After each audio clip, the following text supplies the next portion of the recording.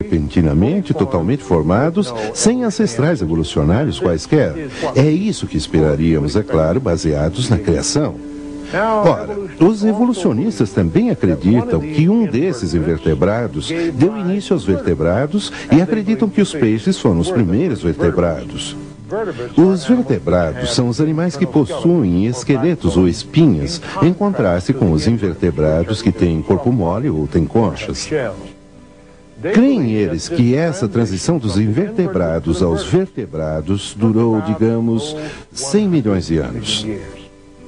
Ora, se isso fosse verdade, então naturalmente deveríamos encontrar um grande número desses tipos intermediários no registro fóssil. O que realmente encontramos? Nem mesmo uma forma em transição já foi encontrada. Os peixes apareceram repentinamente totalmente formados e nenhum ancestral do peixe foi encontrado. Então, só nos sobrou a mesma conclusão a respeito do resto da história do registro fóssil. Nenhum tipo intermediário entre invertebrados e vertebrados. Nenhum tipo intermediário entre os peixes e os anfíbios. Nenhum entre os anfíbios e os répteis. E nenhum entre os répteis e os mamíferos. Para encurtar uma história longa e complexa, nenhum tipo intermediário foi jamais encontrado em qualquer parte da Terra. Nem em vida, nem em fóssil. Mas será que poderíamos não os ter visto ou percebido? Vamos olhar para um dos passos mais importantes, um que dificilmente pode ser ignorado: o desenvolvimento do voo.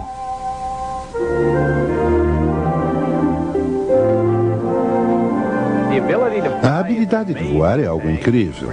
Ela requer uma coordenação de músculo, cérebro e osso que parece apontar claramente a um projeto inteligente e criativo. Mas, de acordo com a evolução, o voo se desenvolveu com o tempo, o acaso e a luta para a sobrevivência. O voo, na verdade, ocorreu em 4 grupos diferentes: os insetos, os répteis, os mamíferos e os pássaros.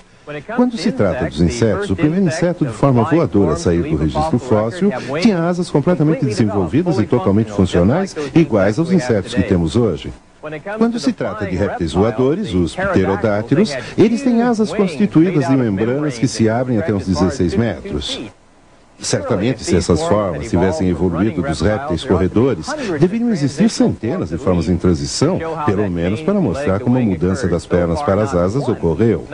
Até agora nenhuma forma em transição foi descoberta. Quando se trata dos mamíferos, os mamíferos voadores são os morcegos. Esses, entre os grupos de mamíferos, são realmente especiais, pois ocorreram cedo no registro fóssil dos mamíferos e são iguais aos tipos de morcegos que hoje temos. Quando se trata desses grupos, os insetos, os répteis e os mamíferos, a evidência é clara como cristal. O tipo de integração das partes que vimos parece apontar claramente para a criação. Se a evolução fosse verdadeira, deveríamos ter encontrado milhares de formas em transição, porém nenhuma foi encontrada. Mas quando se trata dos pássaros, a história muda um pouco. Aqui, afinal, os evolucionistas acreditam ter encontrado um exemplo do ar perdido. É um pássaro de um tipo esquisito chamado Archaeopteryx.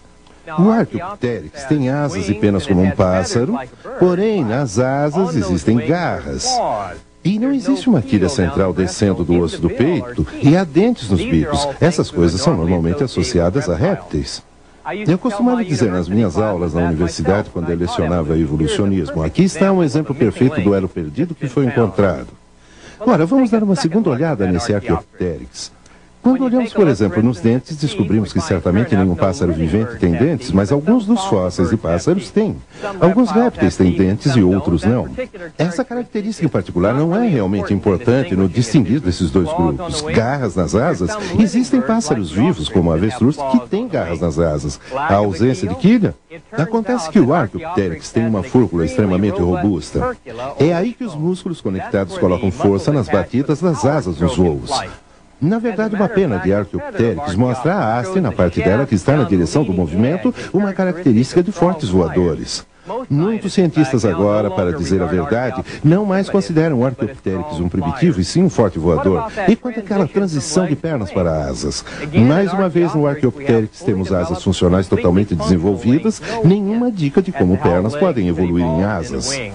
E as penas no Archaeopteryx, elas se apresentam completas, totalmente desenvolvidas, com todos os ganchinhos e idós segurando-as em posição. Não vemos nenhuma dica de como escamas possam se evoluir em penas. Para dizer a verdade, há poucos anos descobrimos ossos de pássaros normais dentro da mesma formação geológica do Archaeopteryx. Desses pássaros, pelo menos os exemplares que temos de Archaeopteryx, não poderiam ter sido os ancestrais. Parece que nesse caso também as provas favorecem a criação. São diferentes espécies de aves de muitas variedades, existindo desde seu primeiro aparecimento no registro fóssil. Quase que o único outro exemplo que os evolucionistas usam é mais um que eu antigamente usava nas minhas aulas, o cavalo. Nesse caso, parece que poderia ter havido uma transição de um tipo de estrutura para outro. A história retrata a evolução de um animal pequeno que tinha várias unhas fendidas a um animal grande que tem apenas uma unha, um casco. Mas apareceram mais informações em maior detalhe que forçaram-nos a abandonar essa ideia. Descobrimos que a questão de tamanho não é tão crucial, pois é possível criar cavalos que tenham apenas 40 centímetros de altura.